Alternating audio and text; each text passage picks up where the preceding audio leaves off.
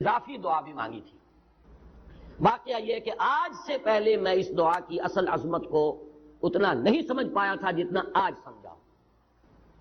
یہ جو عظیم دعا ہے جس میں اتنی لجاجت، اتنی ہیوملٹی حضور نے اختیار کی ہے جس سے آگا کے سوال نہیں۔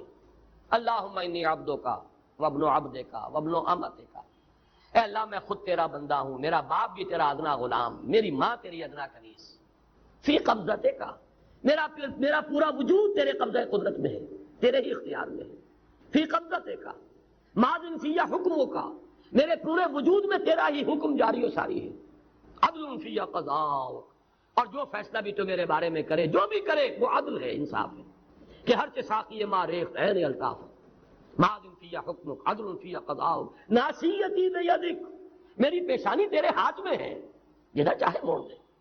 یہ جو اپنی نفی ہے، نفی اس اعتبار سے بھی اپنی انانیت کی نفی، انی عبدک وابن عبدک وابن امتک، پھر اپنے وجود کی نفی، اپنی مرضی کی نفی، اپنے اختیار کی نفی، فی قبضتک ماضٍ فی حکمک ناصیتی بیدک عدل فی قضاؤک۔ پھر دیکھیے واسطہ وہ دیا ہے جس سے اونچا واسطہ ممکن نہیں۔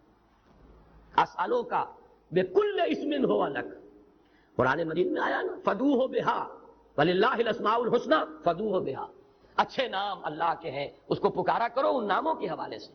اب نام کہاں سے جمع کریں سارے؟ ایک میں، اسألوک بکل اسم ہو لک، جو بھی تیرے نام سمیت بہ نفسک، جن سے تو نے خود اپنے آپ کو موسوم کیا، او علمتہ احدا من خلقک، یا تو نے اپنی مخلوق میں سے کسی کو وہ نام سکھایا، او انزلتہ فی کتابک، یا وہ نام تو نے اپنی کسی کتاب میں نازل کیا، اب استاثرت بہ فی مکنون الغیب عندک، یا اس کو تو نے خود اپنے خزانہ غیب میں محفوظ رکھا ہوا ہے۔ تیرے وہ نام بھی ہیں جو تو نے کسی کو ابھی سکھائے ہی نہیں، تو نے اپنی کتاب میں کسی میں نازل ہی نہیں کیے، وہ تو تیرے خاص خزانے کے اندر وہ ابھی در مکنون ہے، وہ ابھی تیرے پاس موجود ہے۔ یہ اس سے بڑا اب واسطہ کیا ہوگا؟ مانگا کیا ہے ذرا غور کیجئے، ان تجعل القرآن ربیع قلبی ونور صدری وجلاء حزنی وذہاب ہمی وغمی۔ استدعا میں یہ کر رہا ہوں پروردگار اس قرآن کو میرے دل کی بہار بنا دے، میرے دل کا نور بنا دے، نور صدری، ان تجعل القرآن ربیع قلبی، میرے دل کی بہار، ونور صدری، میرے سینے کا نور، وجلاء حزنی، یہ حزن جو جس سے کہ محمد دوچار ہے صلی اللہ علیہ وسلم، یہ وہ کیفیت جو ہے قبض کی، اس کو دور کرنے کا ذریعہ بنا دے اس قرآن کو، جلاء حزنی وذہاب ہمی وغمی، اور میرے ہموم، میرے تفکرات، میرے غموں کو دور کرنے کا ذریعہ بنا دے۔ یہ عظیم دعا آج سورۃ الضحیٰ پر غور و فکر کرتے ہوئے، ویسے تو میں تقریباً 30 برس سے اس دعا کا مبلغ ہوں، اس لیے کہ جب میں نے یہاں کام شروع کیا تھا لاہور میں، جو تقریریں کی تھی مسلمانوں پر قرآن مجید کے حقوق کے نام سے جو شائع شدہ ہیں، اس پمفلٹ کے آخر میں نے یہ دعا درج کی ہے۔ یہ اصل میں کچھ مختلف احادیث میں ٹکڑے آئے ہیں، کہیں کوئی ایک ٹکڑا کم ہے، کہیں دوسرا کم ہے، میں نے بڑی تحقیق کر کے تمام روایتوں کو جمع کر کے پھر اس کو مرتب کیا ہے، اور وہ بڑی خوبصورت میں نے اس کی سیٹنگ کی ہے، اور وہ اس کتابچے کے آخر میں ہے۔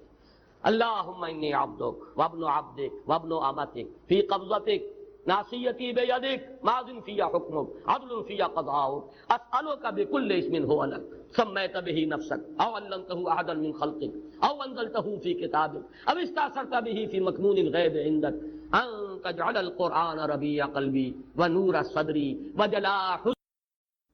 اب یہ نوٹ کر لیجئے، ہدایت و ضلالت اس دنیا میں جو مختلف حالتیں انسان پر طاری ہوتی ہیں، یا نعمتوں کی بارش ہو رہی ہے، یا تنگی ہے، فقر ہے، احتیاج ہے، دنیاوی حیثیت ہے، وجاہت ہے، یا دنیا میں گمنامی ہے، کسنوی فرصت کے بھیا کس تھی، کوئی آپ کا حال ہی نہیں پوچھ رہا کہ تم ہو کون، تمہارے منہ میں کتنے دانت ہیں، یا یہ کہ دنیا میں اقتدار کی کسی مسند پر انسان بیٹھا ہے، یا یہ کہ کوئی اس کے ہاتھ میں اختیار نہیں۔ یہ تمام جو حالات انسان پر طاری ہوتے ہیں، ان کے جواب میں جو طرز عمل فکری اعتبار سے اور عملاً انسان اختیار کرتا ہے، اس کے 4 درجے۔ پہلا درجہ ہے انتہائی گمراہی، ضل ضلالا بعیدا۔ وہ کیا ہے؟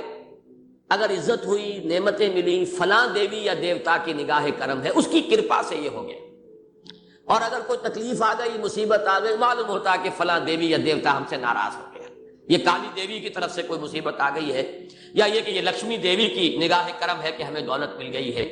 یہ تو ہے شرک۔ شرک ہونے کے اعتبار سے یہ ہے ضل ضلالا بعیدا، انتہائی پستی۔ اس پستی سے اوپر آئیں گے تو توحید کی پہلی منزل ہے۔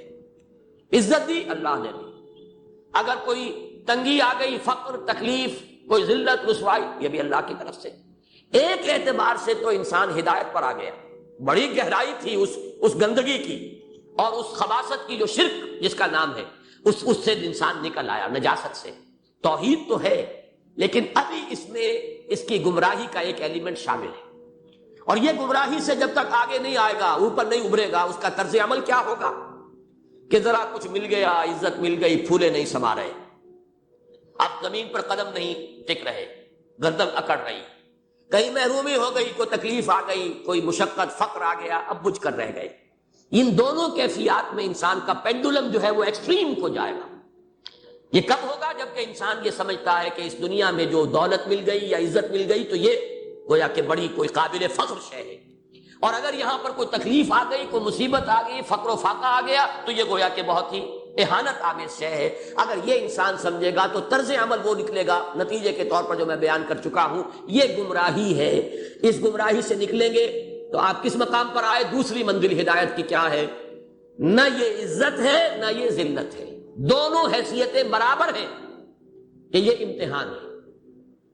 اسی لیے ان دونوں آیتوں میں ایک لفظ قدر مشترک ہے، اذا مبتلاہ، فاما الانسان اذا مبتلاہ ربہ فاکرمہ ونعمہ۔ یہ بھی ایک ابتلا ہے، آزما رہا ہے اللہ، کبھی وہ دے کر آزماتا ہے، کبھی چھین کر آزماتا ہے، کبھی فقر و فاقہ سے آزماتا ہے، کبھی وہ کثرت دولت اور کثرت مال سے آزماتا ہے، کبھی وہ صحت دے کر آزماتا ہے کہ یہ قوت اور توانائی اور صحت جو میں نے دی ہے یہ اس میں کیا کرتا ہے، کبھی وہ مرض کے ذریعے سے آزماتا ہے کہ صبر کرتا ہے کہ نہیں کرتا۔ ہمارے لیے شکوہ اور شکایت تو اس کی زبان پر نہیں آ جاتی، نالا اور شیون تو نہیں آ جاتا، تکلیف جھیلتا ہے کہ نہیں جھیلتا، اس میں تحمل ہے کہ نہیں ہے، تو صبر کرتا ہے یا شکر کرتا ہے۔ یہ دونوں کیفیات در حقیقت اس اعتبار سے مساوی ہے، یہ بھی امتحان، یہ بھی امتحان۔ یہ حقیقت جب سامنے ہوگی اب وہ پینڈولم جو ہے وہ بہت کم ہو جائے گا، یعنی انسان میں طبعی طور پر تو ایک اثر ہوتا ہے غیر اختیاری، کسی چیونٹی نے کاٹا آپ کے پاؤں پر، آپ اپنا پاؤں ہٹا لیں گے، اس میں کوئی ارادہ نہیں، یہ ریفلیکس ایکشن ہے، غیر اختیاری فعل۔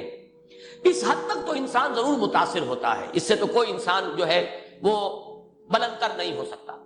حضرت ابراہیم رضی اللہ تعالیٰ عنہ، حضور کے وہ نومولود فرزند، انتقال جب ہو رہا تھا آپ کی آنکھوں میں آنسو آ گئے۔ اب یہ ایک طبعی اثر ہے، ایک فعل ہے، انفعالی کیفیت ہے جو بالکل طبعی ہے، لیکن یہ نہیں کہ اس کی وجہ سے انسان کی زبان پر کوئی شکوہ آ جائے، کوئی شکایت آ جائے، یہ نہیں ہوگا، یہ ایمان کے منافی ہے۔ اسی طریقے سے اگر کوئی خوشی ہوئی ہے تو چہرے کے اوپر ایک نکھار آ جائے گا، تبسم آ جائے گا، اس سے زائد نہیں۔ اس حد تک تو یوں سمجھیے کہ انسان کا طبعی تقاضا ہے، اس سے زیادہ یہ پینڈولم اگر سوئنگ کر رہا ہے تو گویا کہ اس حقیقت سے انسان محجوب ہے کہ یہ بھی امتحان ہے، یہ بھی امتحان، جو ہم سورہ حدید میں پڑھ چکے ہیں، ما اصاب من مصیبت فی الارض ولا فی انفسکم الا فی کتاب من قبل ان نبراها ان ذلک علی اللہ یسیر لکی لا تعصوا علی ما فاتکم ولا تفرحوا بما آتاکم۔ اللہ تمہیں کچھ دے تو اتراؤ مت، اللہ تم سے کچھ چھین لے تو اس کے اوپر افسوس مت کرو۔ یہ نتیجہ ایمان کا نکلنا چاہیے۔ اگر تمہیں ایمان ہے اللہ پر، اگر تمہیں یقین ہے کہ جو کچھ ہوا ہے اللہ کے اذن کے بغیر نہیں ہوا، اگر تمہیں یقین ہے کہ اللہ نے جو میرے لیے طے کیا ہے اس میں میرے لیے خیر ہی ہے، چاہے فی الحال فی الوقت فوری طور پر مجھے ناگوار محسوس ہو رہی ہے بات، لیکن یقیناً میرے لیے اس میں خیر ہے میرے رب کی طرف سے، کہ ہر کے ساتھ یہ ماریخ عین الطاف۔ ہم تو شارٹ سائٹڈ ہیں، ہم دیکھ نہیں سکتے کسی شے کو، ہم اس کے ظاہر کو دیکھ کر گھبرا اٹھتے ہیں کہ یہ تو تکلیف آ گئی، کیا پتا اسی کے پردے میں اللہ کی رحمت آ رہی ہے۔ میں نے وہ رئیس امروہوی کے اشعار آپ کو کئی دفعہ سنائے ہیں، وہ وقت آیا کہ ہم کو قدرت ہماری سعی و عمل کا پھل دے، بتا رہی ہے یہ ظلمت شب کہ صبح نزدیک آ رہی ہے، ابھی ہے کچھ امتحان باقی، فلاکتوں کے نشان باقی، قدم نہ پیچھے ہٹے کہ قسمت ابھی ہمیں آزما رہی ہے۔ رئیس اہل نظر سے کہہ دو کہ آزمائش سے جی نہ ہارے، جسے سمجھتے ہو آزمائش وہی تو بگڑی بنا رہی ہے۔ اسی آزمائش سے تو بگڑی بنے گی، اسی سے تو تمہارا خیر جو ہے اجاگر ہوگا، سامنے آئے گا، پتہ چلے گا who's who, what is what۔ ابو بکر میں کتنا یقین اور ایمان تھا، یہ کیسے معلوم ہوگا؟ کیسے معلوم ہوگا کہ بلال میں کتنا سہار، کتنا تحمل تھا، کتنا صبر تھا، اگر وہ مصیبت ان پر نہ آتی کہ جو امیہ ابن خلف کے ہاتھوں ان پر قیامت ٹوٹ رہی تھی۔ تو یہ ساری چیزیں جو ہے ما اصاب من مصیبت فی الارض ولا فی انفسکم الا فی کتاب من قبل ان نبرأها ان ذلک علی اللہ یسیر لکی لا تأسوا علی ما فاتکم ولا تفرحوا بما آتاکم واللہ لا یحب کل مختال فخور. اگر اس حقیقت سے محجوب ہو جاؤ گے تو پھر اختیال اور فخر اور گھمنڈ پیدا ہو جائے گا تمہارے اندر، یا دوسری طرف مایوسی، کمر ہمت ٹوٹ کر رہ جائے گی، خودکشی کرنے کو انسان آمادہ ہو جاتا ہے ذرا کوئی ناکامی دنیا میں آ گئی، کوئی تکلیف آ گئی. یہ ہے در حقیقت تیسری منزل، ہدایت کی دوسری سیڑھی. پہلا کیا تھا؟ نہاد ضل ضلالا بعیدا، کوئی خیر مل گیا تو کسی دیوی کی نگاہ کرم، کوئی تکلیف آ گئی تو کسی دیوتا کی ناراضگی. یہ تو ہے ضل ضلالا بعیدا. اس سے اوپر آئے، یہ پہلی سیڑھی ہدایت کی ہے. عزت ہے تو اللہ کی طرف سے، اور اگر کوئی ذلت ہے، تنگی ہے تو اللہ کی طرف سے. یہ ہدایت کا آغاز ہو گیا، یہ توحید کی بنیادی منزل. اس سے اگلی منزل، یہاں کی ذلت ذلت نہیں، یہاں کی عزت عزت نہیں. ذالک یوم التغابن، ہار اور جیت کے فیصلے کا دن تو قیامت کا دن ہے. وہاں معلوم ہوگا جس کو اس روز عزت ملی وہ عزت والا ہے، جو اس روز ذلیل ہو گیا وہ ذلت والا ہے. یہ تو امتحان ہے، دار الامتحان ہے. خلق الموت والحیات لیبلوکم ایکم احسن عملا. یہ تو دار الامتحان ہے. امتحان ہونے کے ناطے دونوں برابر ہیں. اس سے اوپر ہے ایک چوتھی منزل، ہدایت کی تیسری منزل. وہ کیا ہے؟